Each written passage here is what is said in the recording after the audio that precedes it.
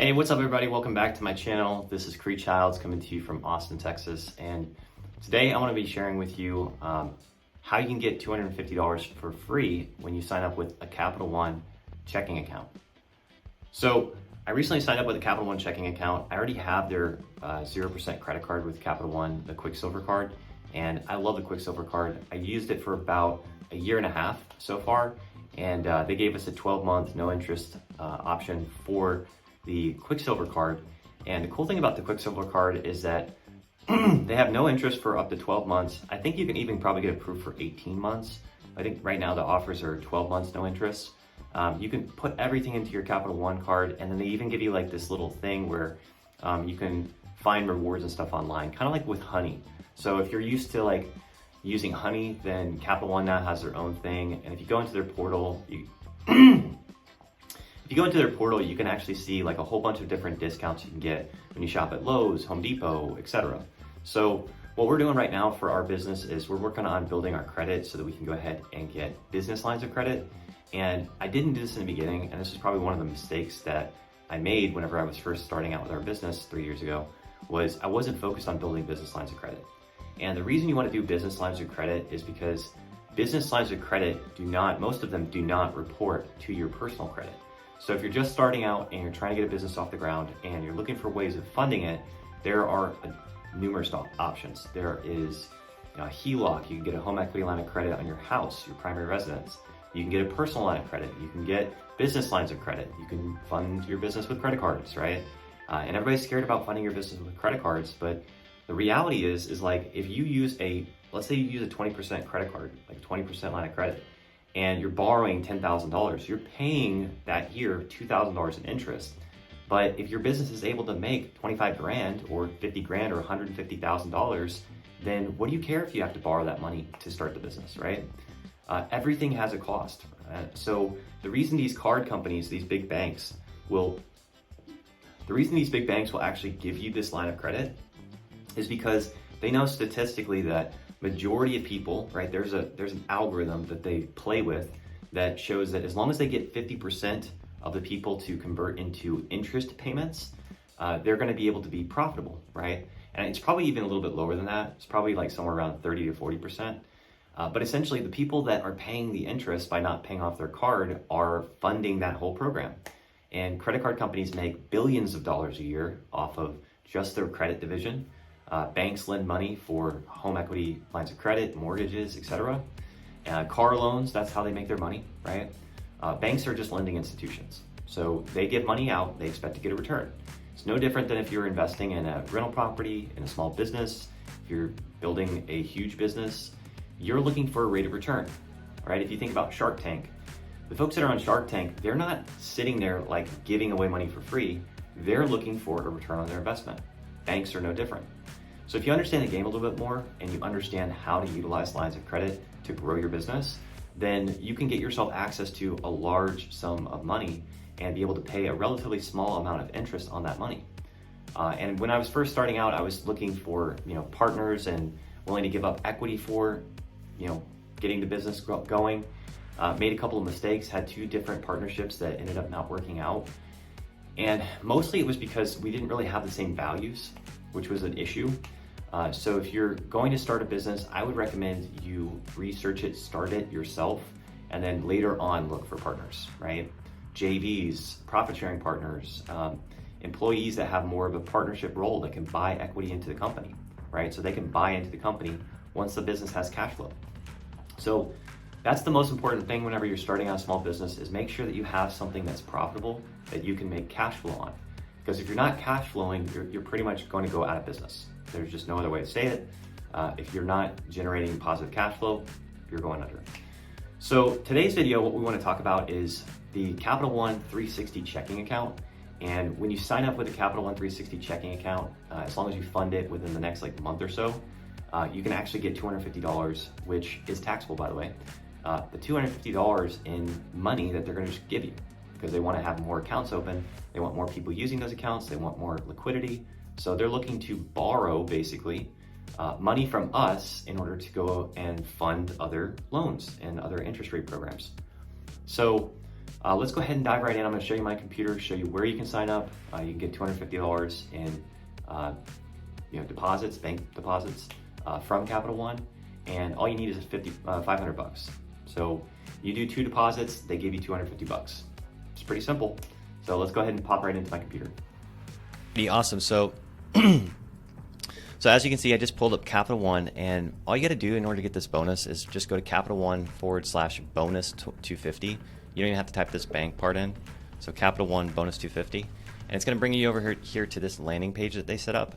And literally, like, you don't even have to have a credit card open with them. All you have to do is click here to open up an account. And then once you have the account, you need to fund it with 2 direct deposits minimum. So you need to have at least 2 direct deposits in the next 75 days. And as long as you do that, you're going to get the $250 bonus, according to Capital One. Right? I just got on the phone with them and talked with them. So you have to open it by June 21st, which is like coming up fast. So make sure you act on this today. Don't wait. Like, if you want to get this bonus, make sure you sign up today. And I don't get any sort of affiliate commission for this. This is literally just me sharing like what I'm doing in order to further our business. And you need to have at least 2 direct deposits. You don't have to do that today. All you have to do is set up the account and use this promo code. So there's no fees, no interest, open in 5 days, pretty fast, simple, easy. And then if you scroll down here, you can actually see down at the bottom the $250 bonus, receive at least 2 direct deposits, needs to be an ACH or just a deposit. So it can be from your salary, from your job, from another account, but it has to be external to Capital One. So you can't transfer from one Capital One checking account to this Capital One checking account. They don't consider that new money, so you're not going to get the bonus if you do that. You also can't take any money from your Capital One credit card and put it into this account. That's also not considered an external account. So if you open it in April, then you need to do at least 2 direct deposits and you'll get the money by September. If you do it in May, you'll get it by October. June, you'll get it by November, right? So if you open it today, you should be expecting the money as long as you do the 2 qualifying deposits in the next 75 days, and you'll see it pop in your account in November, according to Capital One. And I just got on the phone with them, and this is exactly what they told me. Mobile deposits, web access is needed, blah, blah, blah, blah, blah, MasterCard. And if you need to talk to somebody, you can call this number down here at the bottom. So once you're in the account, how do you set up the direct deposits? Well, let's go ahead and poke right in here and I'll show you how to set up the direct deposits. All right, so now that you're in your account, what you're going to do is you're going to click on Account Services, and this is once you've received the card and you've got all the stuff. They've confirmed your account, you're good to go, and like you got approved for it. So you're going to get a cool card like this. So it's like this, just kind of like a flat blue, I guess. And once that card comes in, then you're going to come in here into Account Services. You're going to set up direct deposits. And then it's going to say, okay, cool, this is your account number, right? I'm going to blur that out so that you guys can't see my account number. But what you're going to be able to do is you're going to click on, there's going to be a button right here, and you're going to click on that, and it's going to allow you to go over to your other bank and register that bank's account number, or vice versa. You can provide this information to your employer so they can pay you, get a form, get paid early. There was a button somewhere in here that allowed me to set up banking information so I can just link my accounts.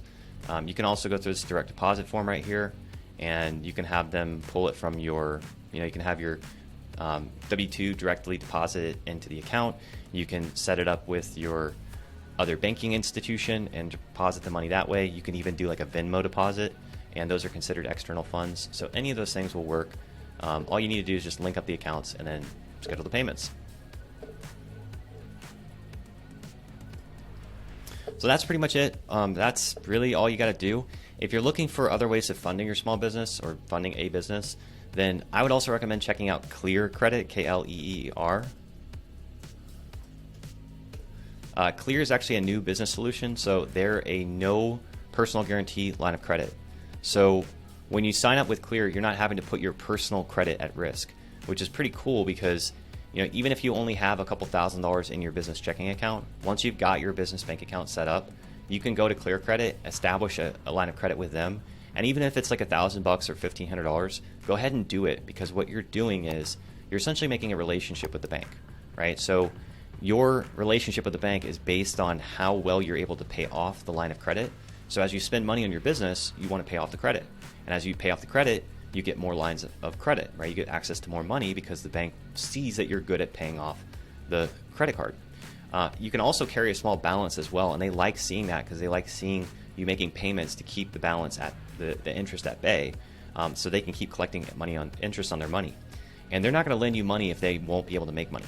So they're not going to give you like a 5% interest line of credit if they can't make money on that line of credit through the servicing fees and whatnot.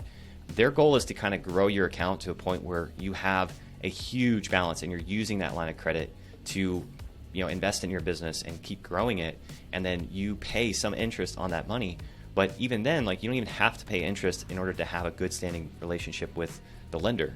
So as long as you're paying them for the right to use the money, they like it. And even if you don't have to pay interest, they still like it, right? They like seeing you having that activity in the account. And they also they make some money off of transaction fees. So this is a pretty cool business resource for small business owners, because you have a lot of different things in here. You've got spending management, business credit. You can get applied within 5 minutes. All you need to have is a pretty strong, pretty big bank. So like a Chase or Wells Fargo. I would recommend setting up a business bank account with them first and putting some money in there, because I actually went through this application with a local credit union and they didn't even have it in the application process. So now I have to go to a Chase or Wells Fargo, establish another business business bank account, put some money in there, then go ahead and do this process. Then once I get my line of credit, I can then move those funds, or I can pay off the line of credit as needed. So you get a virtual card and also a physical card, and then you can even do accounting in this card as well. So once I get my line of credit set up with Clear, I'll go ahead and dive into my computer, show you what it looks like. But this is a great resource. Another one is Divvy. Divvy is another small business financing solution. So let's see, not Divvy Homes, Divvy Credit. I think it's Divvy Card. Yeah, get Divvy. So this is the business credit account that they have. And this business credit account, it's like, it helps you build your credit. And I believe this is also a no personal guarantee line of credit. So that means that you don't have to sign with your social security number. You're not putting your personal credit at risk. And the really cool thing about doing a no guarantee business line of credit is that as your business grows, if something happens and your business goes under for some reason, this is not tied to your name. So it's not tied personally to you.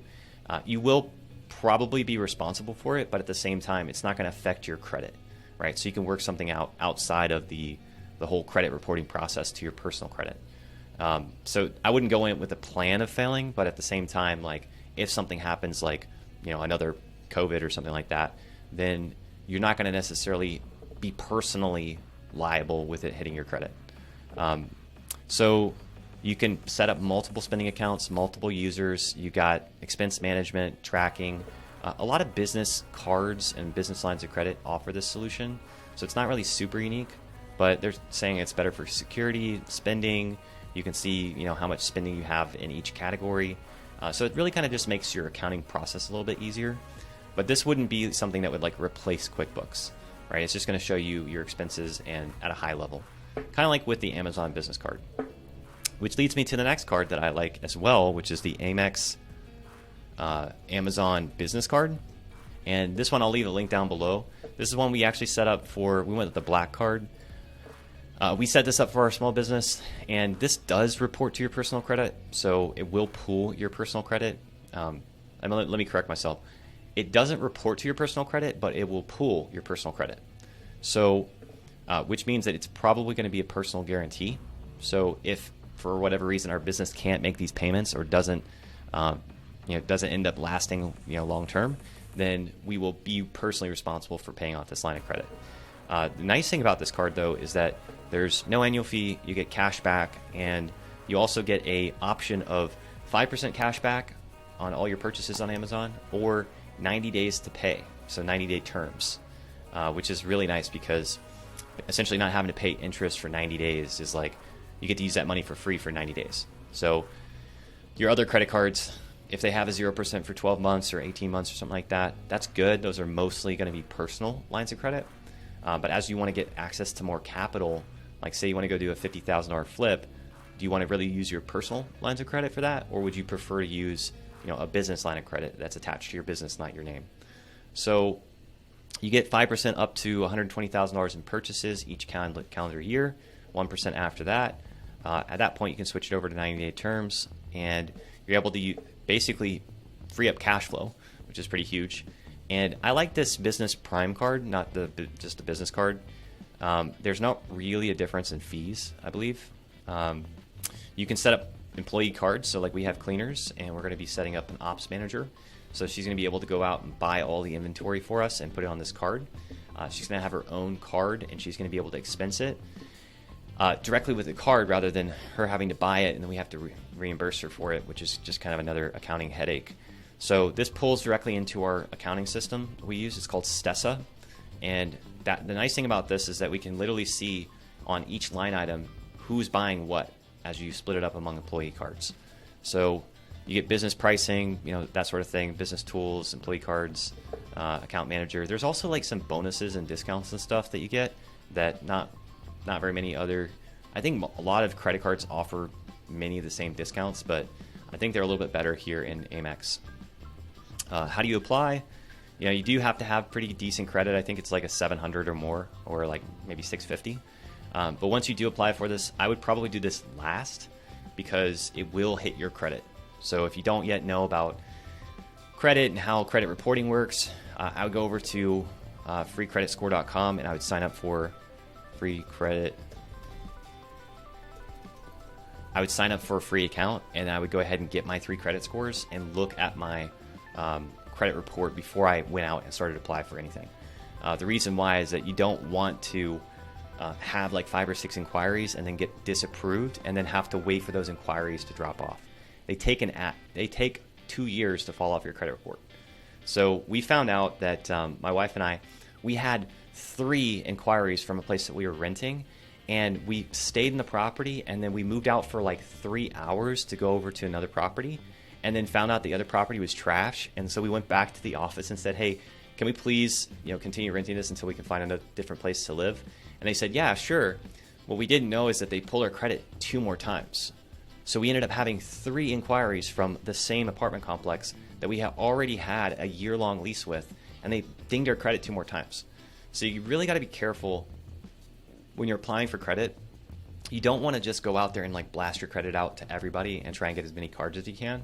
You want to be really strategic, which I'm going to be talking about in another video a little bit later on, is how to strategize your credit so that you're not blasting your credit or blowing it up, and you're able to get access to the greatest amounts of lines of credit so that you can start a business, you can pay off student loan debt, right? And here's a secret.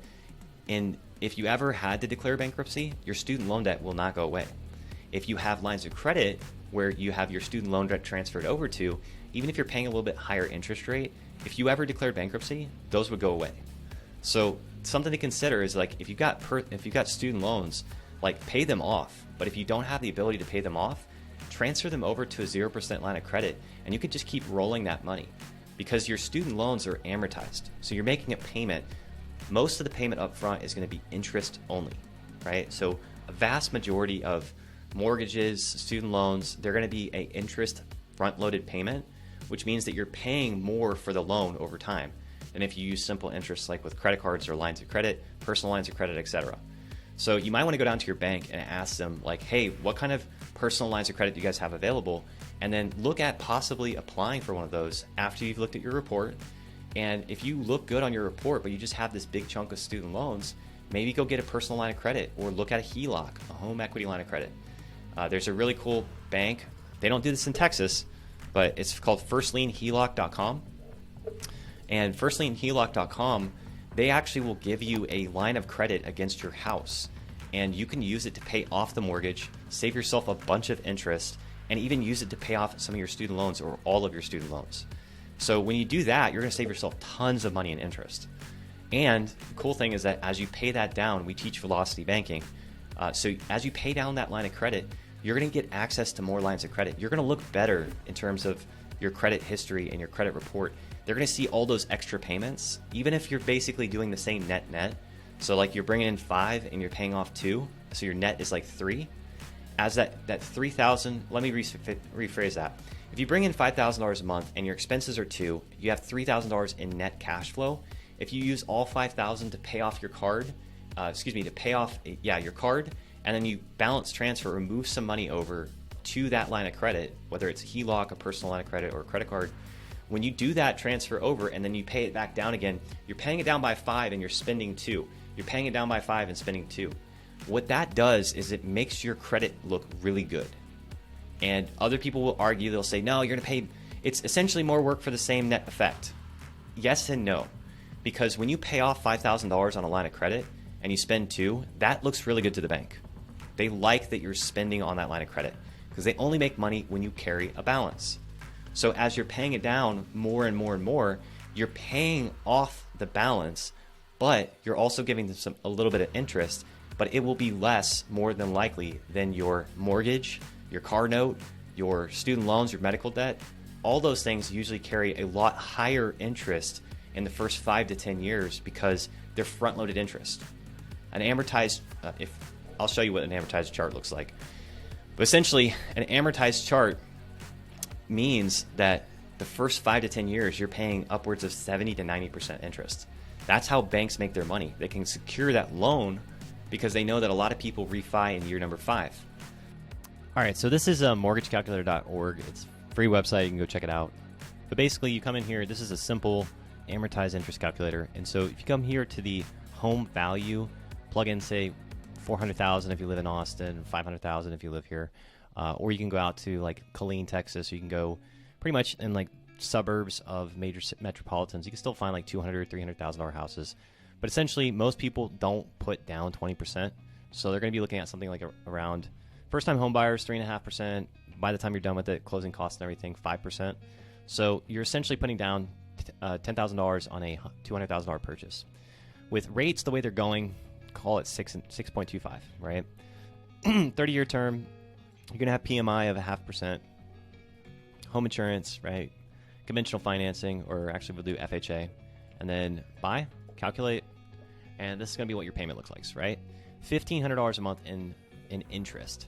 In total payment each month. That's going to include your interest, your principal, and your taxes, right?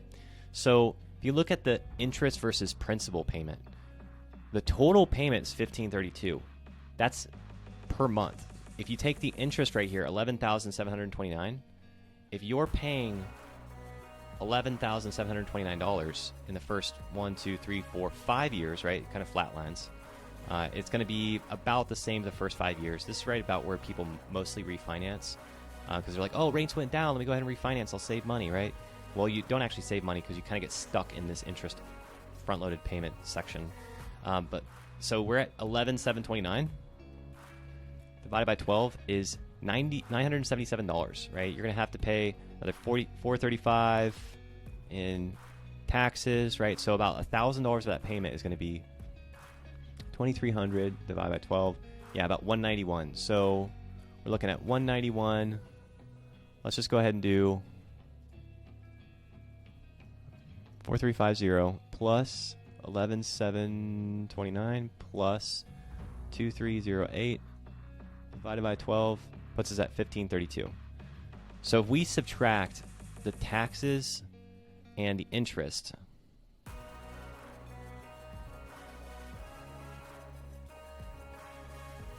that's a $1,339 is how much you're paying towards interest and taxes. That's it, right? You're going to have taxes anyways if you did a HELOC as well, but your interest payment the first 5 years, let's do that math, right? 11,729 divided by 12 divided by 1,532. That's a 63% interest that you're paying right there for those first 5 years. So essentially what velocity banking does is you're taking this chunk right here and you're bringing it to the front. It's a conceptual thing. It's kind of difficult to understand. A lot of people argue that just making double payments will do the same thing, but when you actually run it through a calculator, we did this from my mom's house, and I was trying to show her it's math, Mom. Like, it's math. Like, it's not an opinion, it's math. And what we found is that using velocity banking and just a credit card, a 20% credit card, she would be able to save about 3 years off of her payments and around $30,000. This is on a $500,000 house. $30,000 in interest in 3 years would shorten on the payoff period just by doing this method. So the reason it works is because yes, as you're making the payments, your interest goes down, but what happens is your interest payment is not spread out. Your interest rate is not spread out over the entire length of the loan. Your interest rate is based off of a simple daily interest calculation. And so without getting too far in the concept, because I would actually have to start modeling it in order to really remember how to best explain it. The concept here is that our interest payments on this interest rate are $977. If we take the same amount, the same dollar amount, and we say, okay, it's $200 or $200,000, and we're putting down 90%, or we're putting down 10%. So that means that's how much interest we have to. That's how much of the yeah, that's the right number of zeros. That's how much of the funding amount that we need to calculate the interest on, if that makes sense. So we're going to take this and we're going to multiply by 5%. So this is how much we pay per year. This is how much our monthly payment is. That versus that, right? You save $227 a month. What does that do for your cash flow? Well, if you're making the same payment, then multiply that by 12. You're making additional payments of $27.24 just by simply using the HELOC over the fixed rate amortization schedule, right? And the reason why this 30-year the 30-year amortized loan is not as favorable as, say, like a 15-year amortized loan is that you're paying so much more in interest because you're lengthening the loan. Lenders have to be able to collect interest on their money. And the more risk they're going to take, which is they're giving you the money for 30 years, right? They're expecting you to pay it back over 30 years. They're risking their capital for 30 years. If they risk it for 15 years or 10 years, or let's say 5 years, they're going to get a lot higher interest on their money, but they're going to get their money back faster, right? Actually, I would say that in a different way. They will likely do a lot lower interest rate, but it's going to be a lot higher payment, right? So then you have this kind of, you're playing with payments. So your payment gets higher the shorter your length of your loan. The longer you spread it out, the lower your payment is, which is what most people look at, but they don't actually look at the tax or the cost savings in terms of the interest payment, right? So if you can afford to do a shorter loan, like you can just go ahead and do a shorter loan. If it's your primary residence, though, this strategy is so useful because unlike a 30-year fixed rate mortgage where you can only access it at this point and at this point, or when you refi and you're going to have to start back over here again and start playing the interest game, if you refi every 10 years, you're essentially paying all of this interest and this much principal, right? When you use a HELOC, every time you're making interest payment, it will be, your interest payment will just be shorter, right? It'll look more like this. Because you're paying essentially similar interest, but this dark blue line is going to curve up faster. Best way I can put it. I don't know if they actually have a calculator on here that does the HELOCs. Yeah, here you go, HELOC. So let me see if I can zoom out a little bit. So come in here, let's say we want to do a loan term of, let's do 15 years. Closing costs. We've got a closing cost, we've got interest rate. We're going to use a 6.25% interest rate. And then we got federal income tax rate. Yeah, that's fine. Understanding income tax implications.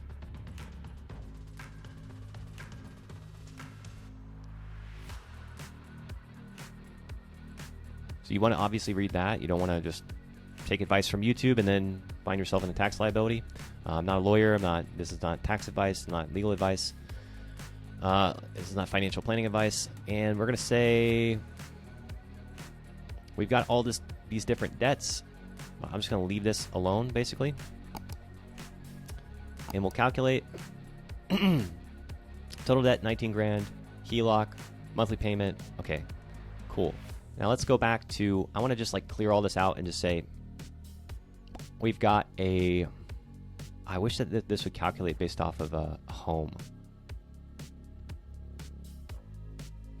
This is not really the best version. So what I would do is I would go to first lien.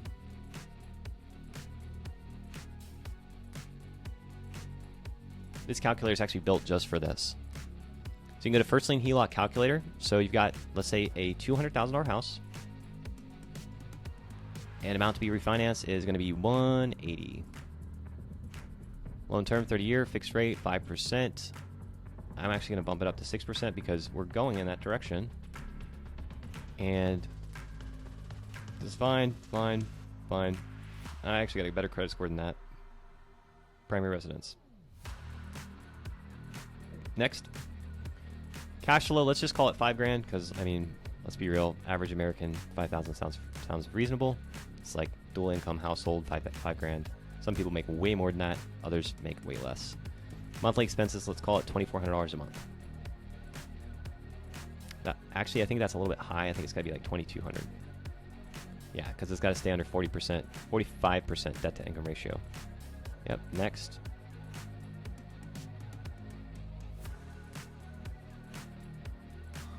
There you go. Boom. So based on what you filled out, you could be paying it off in 10.58 years. Our calculations, so you're not a good fit. Interesting. You could save $157,000 of the total cost of your home. Paid off how much sooner? 19.42 years. Wait, not a good fit? Interesting. Total cost paid in interest. Total cost paid in interest. So essentially, you're paying $388,000 for a $200,000 house with the fixed rate mortgage example. And if you do a first lien HELOC, you're paying $231,000. A difference of almost $150,000. So pretty significant, right? And all you're doing is you're just simply shifting the debt from a fixed rate mortgage over into a HELOC. Now, you might be like a little bit concerned because what if the HELOC rate adjusts? Well, let's say, what if it goes up to 20%, right? If you're borrowing, let's say $180,000, because that's what you're doing is you're borrowing it to pay off your mortgage with the other bank, and you're having to pay 20%, you're paying $3,000 a month. That could hurt your cash flow. So that would be a good idea to lock in that rate. They're actually, First Lien HELOC is actually talking about locking in the rate for your HELOC for 3 to 5 years so we can kind of weather the storm. Pretty cool, huh? So rather than having to pay that mortgage payment of, I want to say it was like $1,500 or something, we're going to put down 5%. And actually, to make this totally fair, we're going to go back to the First Lien HELOC calculator. We're going to say we're going to finance $200,000. We're going to do $190. Term 30-year, interest rate.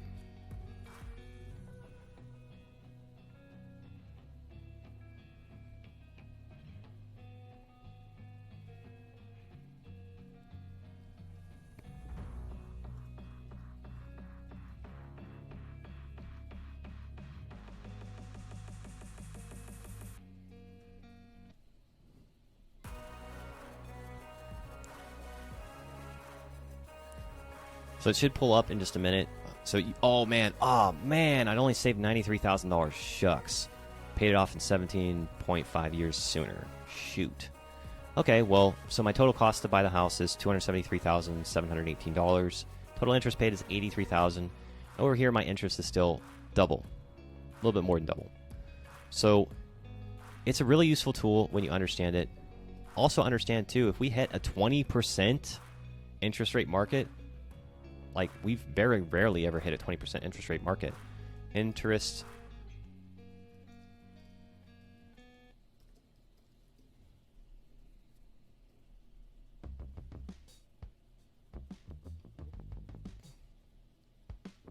So here it's about 7, rising up to 12.9. It was as high as 18.45 and 18% interest rate in the 90s. Back down to 6.5, 6 to 5, 18% in 1981, and let's see, 8.5, 3.4. So basically, this is the peak of like average rate in 1981 was 16.64, and then it just drops all the way down here to like 2.96. So it's like if the rates are that low, if prime rate got down to like literally a half a point or a quarter point, why would you even bother with a long-term, like a fixed rate 30-year mortgage when you can pay off your house, your primary residence in like 6 years, 7 years? If you're really just throwing all your money into the HELOC, you could just knock it all out, right? then the question is like, well, what do you do with that huge chunk of money that's just sitting in your equity in your home? Dave Ramsey would say, don't touch it, right? Just leave it alone. Keep, save, invest, and give. I'm all for donating money and helping other people and stuff. But there are better ways, because if you learn how leverage works, you can actually use leverage to your advantage. Where having a fixed rate, like a 30 or 15-year fixed rate, 15 is really the ideal. If you've got enough liquidity to be able to buy a rental property with a 15-year fixed interest rate mortgage, you're going to pay a lot less in interest. This is how a 15-year interest payment looks, right? We're going to get rid of this guy. PMI goes, actually PMI stays. We're going to do a conventional. We're going to do a buy, calculate. So my payment's still fairly high. However, same amount of money down. I'm doing a 15-year. And look at the interest I pay. My interest is literally almost 50%.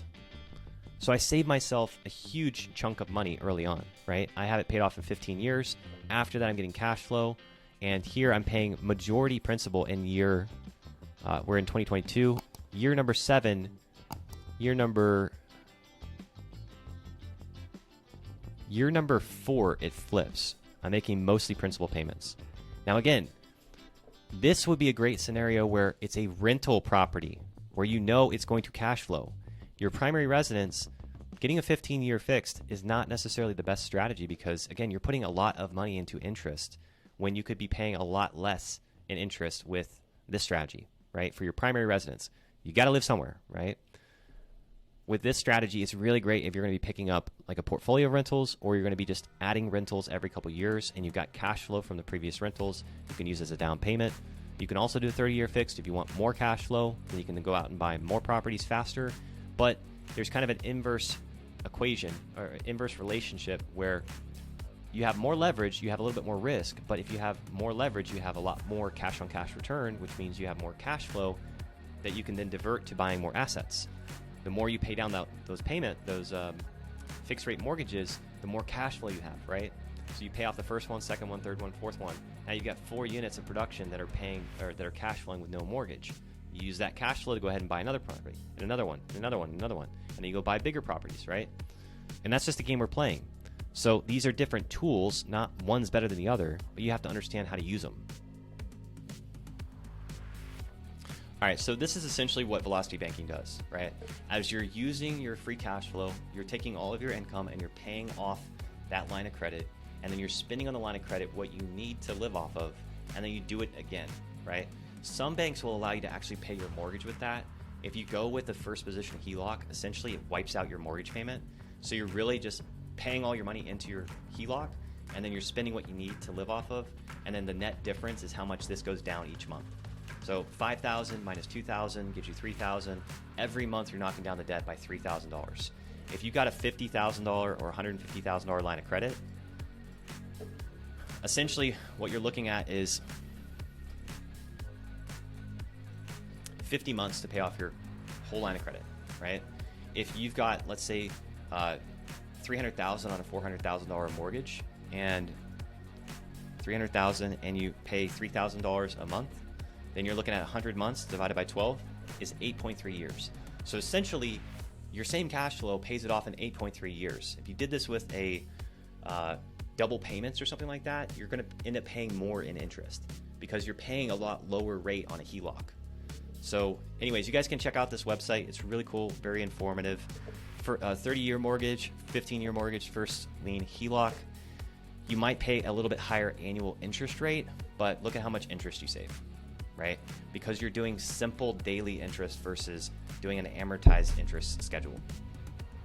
So those are some different resources for starting your business.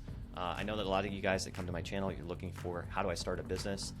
We got started in the short-term rental, Airbnb, corporate housing space, and it's really great. I mean, a lot of the things that you are able to do, like we're able to travel. We weren't able to travel before when my wife and I had full-time jobs. My wife was working as a nanny. I was working at a pretty big tech company. I was doing business sales. So I was able to take phone calls, but I wasn't able to do it from home. And really, any kind of those work from home positions, most of them want you to actually work from your home, not work remote. So that wasn't really working for us. We decided 3 years ago to go ahead and start the short-term rental company, and we're up to 8 properties now. We're actually dropping 1. We're going to add probably another 4. So that's going to be, extra cash flow. But essentially, all we care about is the net cash flow. So as long as we're cash flowing positive, we're able to pay off lines of credit. We're able to get access to more lines of credit. We're able to go out there and get more lendability, and we're able to grow the company, right? So that's it for today, guys. If you guys have any questions, be sure to comment down below, and I'll be happy to reach out, respond to those questions. Check out firstlienheloc.com. I'll actually be getting an affiliate link here, so if you guys use that link, then it does help us out a little bit. It doesn't cost you anything extra, and they lend in every single state except for Alaska, Hawaii, and Texas, I believe. So there's one other state, but I don't remember what it is. It might be California. Those lending laws for HELOCs are a little bit more strict. But basically, they lend in all of the other 48 states, I guess. Maybe Puerto Rico doesn't count. But check out this website. Super useful resource. Shows you different ways of consolidating debt, saving money. We recently just rolled a $10,000 balance from about 20% interest down to 0% interest using 3.5%, essentially, because we aggregated it over the loan. But we're able to use that for 21 months without having to worry about paying interest, right?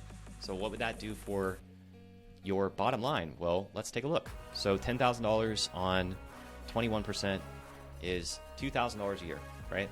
So $2,000 a year and divided by 12, that means we're paying $175 a month just in interest. So essentially, by shifting that to a lower interest rate, we were able to save ourselves $2,000 a year, $175 a month. We can take that $175 and apply it straight to the principal. That's basically what you're doing with a HELOC. So when you get a HELOC, let's say you have a primary residence and it's valued at currently 75% loan to value. So it's a $200,000 house and you're at 75% loan to value. That means you owe $150.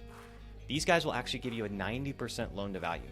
So they'll refinance it into a first position HELOC, give you 90% of $200,000, which means you have $180,000 in total debt to income. So, LTV, so loan to value.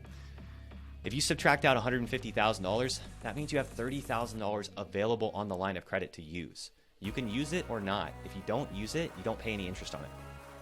Let me say that again. If you don't use the line of credit, you don't pay interest. If you have a mortgage, you pay interest, period. Right? If you borrow the money or if you refinance out on a mortgage, you go from say you have $200,000 and you're at 50% loan to value, and you refinance out, you're paying closing cost points and you pay interest on the whole thing. If you get a HELOC, you don't pay interest on what you don't use. So as you pay it down, your payment goes down. That's really a key importance. As you pay it down, your payment gets smaller, which means that your principal payment gets bigger with the same amount of cash flow. That's the concept you have to understand.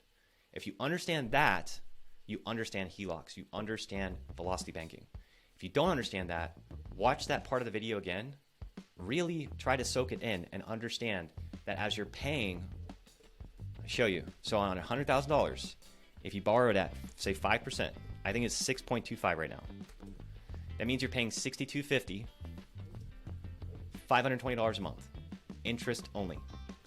If you're making a $2,000 a month payment, that means you're paying $1,480 a month to the principal. You're paying off $17,000 a year. Call it $18,000. As you pay that down, $17,760 minus $100,000 is $82,234, right? You pay $625 on that balance, which means your balance goes down. Every year you pay that down, you go down $100 a month, right? That's super important. Your mortgage doesn't do that. You also can't go out and spend on your mortgage. It's not bad when you're looking for rental properties. You want to lock in a really low rate because this rate can change, but they're actually going to be offering a fixed rate for 3 to 5 years, which for most investors, it's that's a pretty good, because most people refinance in 5 years anyways. So as rates go up, you're just making the payment. Your payment will actually not be, it's interest only. So your actual required payment, let's say on $100,000, is, your required payment is $520 $520. Your amortized payment on $100,000 would probably be around $400, $500, something like that. It's going to pay off in 30 years, but most people don't pay it off. That's the key thing to understand. If you understand human psychology, most people want to move up, down, lateral, sideways, move to a different place. They don't pay off the mortgage. They just simply sell it, pay off the mortgage that way, and then roll it into another home where they end up refinancing it. So, and you end up starting over in the debt cycle, which is really important. If you instead get a personal line of credit, a HELOC on your personal residence, and then you turn that into a rental property, you can pay off this HELOC and then use the whole funds. You can have access to this, $250, $500,000 bank account essentially, where you can just transfer money over, and then every 5 to 10 years with your HELOC, you can actually reapply for the HELOC and get a new flexible line of credit, right? That is the key difference. Most credit cards, they never really, unless we go into some sort of recession, they never really take away the line of credit unless you don't use it. If you don't use it, they're going to shrink their liability because they don't want that money to be all pulled out at the same time, right? If 1 million people all pulled out $100,000, that's $100 billion, right, that they have to lend out. They have to have at least 10% of that. So they have to have at least $10 billion, right? So banks don't like that. They pull your lines of credit if you don't use them, which is really key because if you're focused on get out of debt, pay off debt, pay everything cash, if you do that, you won't have a credit score. And if you don't have a credit score, you don't look good to banks. It's basically like never going out, staying inside your home and just like hunkering down and never talking to people. You don't have any relationships, right? And banks, you want to have relationships with banks. You want to look good to the bank. You want to have on-time payments to the bank. You want to make sure that you're paying a little bit of that interest so you can keep using their money to grow your business, right? So that's it for today, guys. Hope you like this video. Again, if you like this video, be sure to give it a thumbs up. Hit the subscribe button. Be sure to comment down below. Any questions you got, leave them down below in the questions section, the comment section. And also check out these different resources. I'll put links down below in the comments, in the description section. Have a great day.